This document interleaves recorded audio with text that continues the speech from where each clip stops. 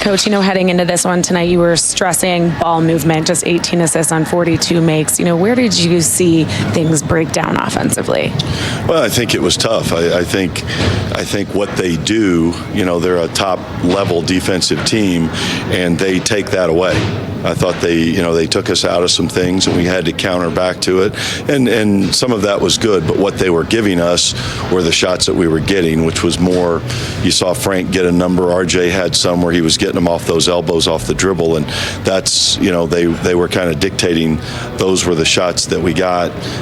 We made some of those. We started the second half, got to the rim a few times, and missed I think 3 straight in there. So we had difficulty getting to spots at times, obviously, and I'll give them credit. Their defense was good, and they dictated a lot of those things. 6 different Knicks in double figures tonight, and you were looking for contributions up and down the roster to help, make up for the fact that you didn't have Julius and Marcus. But at the same time, how hard is it to not have those guys available?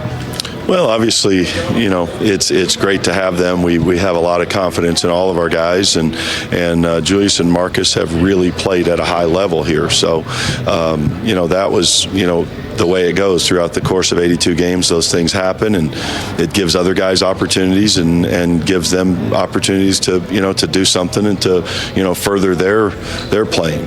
You've made some progress with this team in terms of some of the young guys developing, and then, this was a difficult road trip against a lot of tough teams. How do you make sure you keep the guys' heads in the right place heading home from this trip? Well, we've got to go back. We have some things that we need to clean up, certainly, that we saw on this road trip. We need to do better. We've had some good flashes in these games, but obviously, to win a 48-minute game in this league, you have to have more than a few flashes. So, we've got to clean up some defensive things. We've got to start taking things away again. That was the biggest thing that stands out right now is we really didn't take anything away. And a team that's as good as they are, you have to take something away.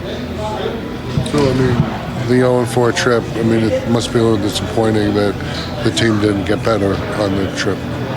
Well, I won't say we didn't get better. I think we're either going to win games or we're going to get better. We're going to find things in there that we learn about ourselves or that we learn what we need to do better. I think we saw some things that were good. We had, a lot of pockets that were positive. We had games where we really scored it well. We had games where we could get some stops, but we've got to put it all together.